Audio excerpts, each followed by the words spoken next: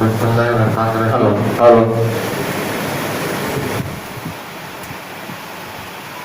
Mumbai community press merchant association के vice president जनाब हाजी हबीबुल्लाह खान साहब, जनरल सेक्रेटरी मोहम्मद शफी साहब, जॉइंट सेक्रेटरी तैयब अली साहब, मुंबई मस्जिद से इत्तेहादुल मुस्लिमीन के जनरल सेक्रेटरी सैयद आबिद साहब, जॉइंट सेक्रेटरी आसिफ खान साहब, तमाम कमेटी मेंबर्स, दोस्तों, बुजुर्गों, बहनों, अस्सलाम वालेकुम।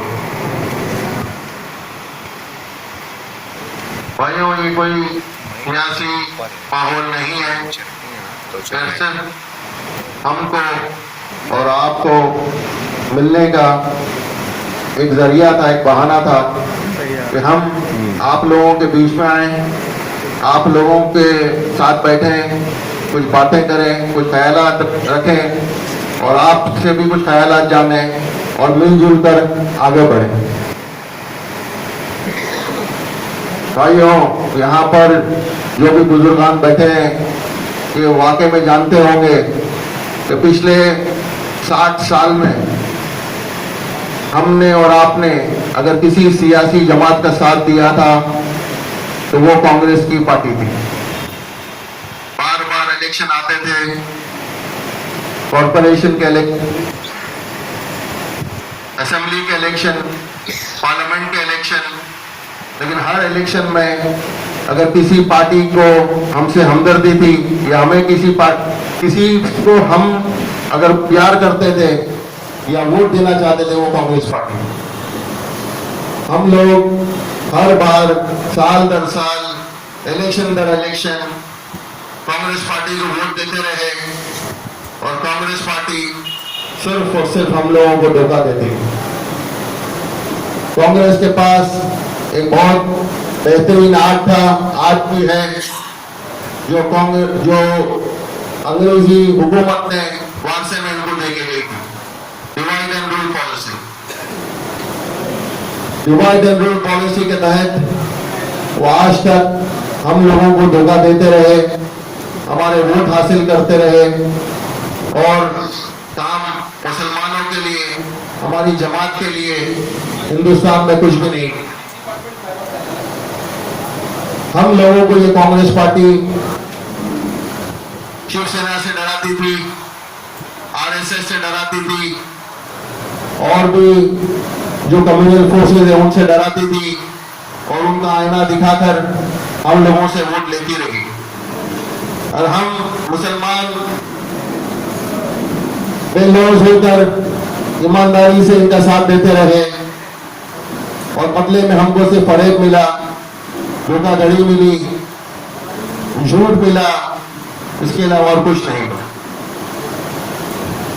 60 साल पे और आज तक आप देखते होंगे अपने इलाकों में, मुंबा देवी में, नागपाड़ा में या मुंबई के मुख्तलिफ इलाकों में, यहाँ मुसलमानों की आबादी अक्सरियत में है, वहाँ के हाल, वहाँ के मकानों के हाल, वहाँ के गलियों के हाल, वहाँ के रोडों के हाल, ये सब आपके सामने है। आज भी जीता जाता ये सबूत है।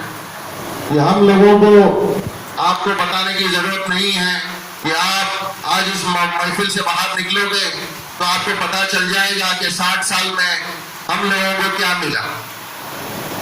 अगर आप चाहते हो कि आने वाले सालों में भी हम इसी तरह रहें, इसी तरह मोहताज बनते रहें, तो ये तो भाई आपकी मर्जी।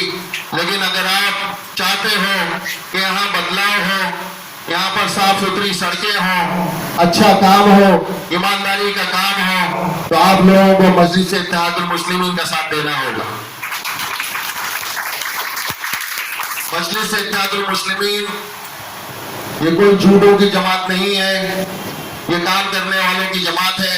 ये आप लोगों को काम करके बताएगी।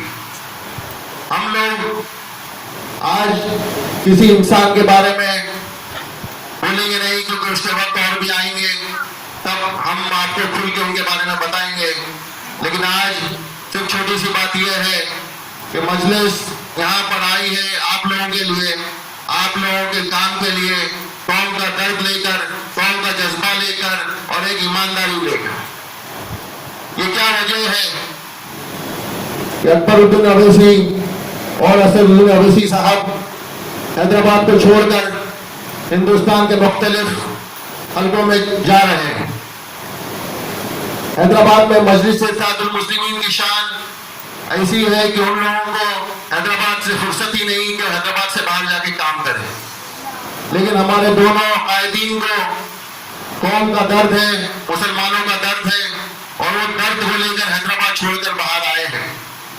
और आज वक्त है कि हम उन दोनों का साथ दें, मजलिस इत्तेहादुल मुस्लिमीन का साथ दें और ये साथ देने से सिर्फ और सिर्फ हमारी कौम का इंशाअल्लाह फायदा होगा।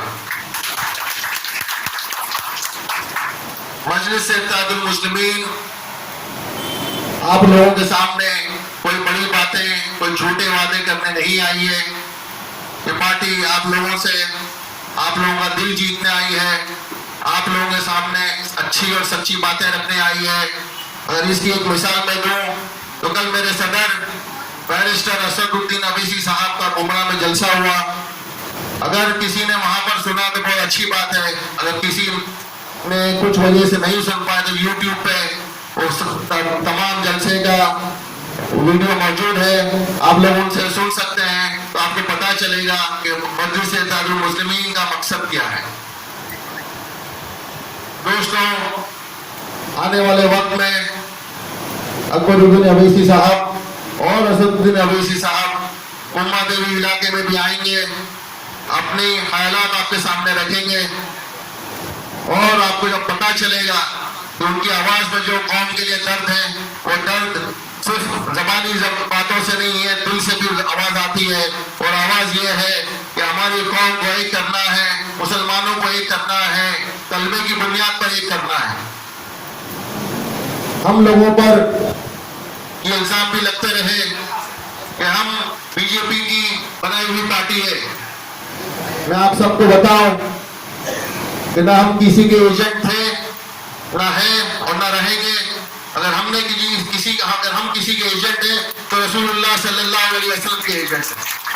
और हमारा काम है कि हम किसी भी मसलक के भाई हमारे हों उनको एक प्लेटफॉर्म पे लाएं। ये लड़ाई हमारे मसलक की नहीं है, ये हमारे हक की लड़ाई है। और जब ये हमारे हक की लड़ाई की बात आएगी तो भाइयों, आपका भी ये फर्ज है कि हम और आप एक हो जाएं, मुत्तहिद होकर काम करें। सुरती मोहल्ले में जहां जहां भी आप रहते हो, जहां जहां से भी आप लोग आए हो, जो आपकी कमेटी के मेंबर्स हैं, उन लोगों से मेरी खास दरख्वास्त है कि हम आप लोगों से इतना वादा करते जरूर है कि हम आज तक आपने जो काम देखा है उससे अच्छा काम करके बताएंगे। हम लोगों को, हम कोई ऐसी बात नहीं करेंगे कि हम आपके 2 दिन में, 4 दिन में, महीने भर में, 6 महीने में हम ये करेंगे।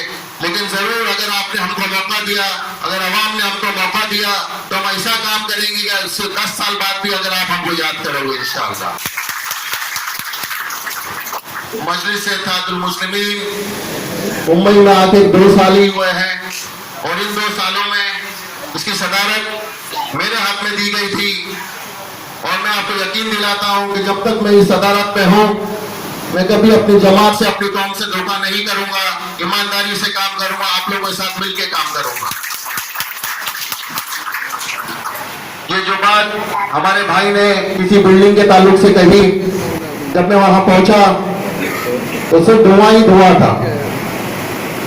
और अल्लाह ताला की तरफ से एक ऐसी हिम्मत आई कि मुझे लगा कि मैं ऊपर जाऊं। ऊपर से लोग नीचे आ रहे थे, लेकिन मुझे ऐसा लगा कि मुझे ऊपर जाके देखना चाहिए कि क्या हो रहा था। मैं ऊपर चढ़ने लगा, चप्पल फिसल गई, चप्पल छोड़ दिया। बुजुर्ग औरतें, हमारे भाई नीचे उतर रहे थे, कुछ औरतें रो रही थी, लेकिन हमने हिम्मत से काम किया। अल्लाह ने मेरा साथ दिया और जो भी बन पड़ा वो काम मैंने किया और ये मेरा फर्ज है, मैंने किसी के ऊपर एहसान नहीं किया। दोस्तों, आप लोग मजलिस इत्तेहादुल मुस्लिमीन का साथ दें। आप लोगों की जमात जहां जहां काम करती है, आपकी अफिलिएटेड जो भी कमिटीज है, जो भी मेंबर्स है, उनसे भी मजलिस की दावत है उनको। और फिर एक बार हम आपके सामने आएंगे, हमारी बातें रखेंगे। आप लोग का बहुत बहुत शुक्रिया, यहाँ पर बुलाने का, इज्जत बख्शने का शुक्रिया। तमाम कमेटी मेंबर्स का भी मैं शुक्रिया अदा करता हूँ। अल्लाह हाफिज।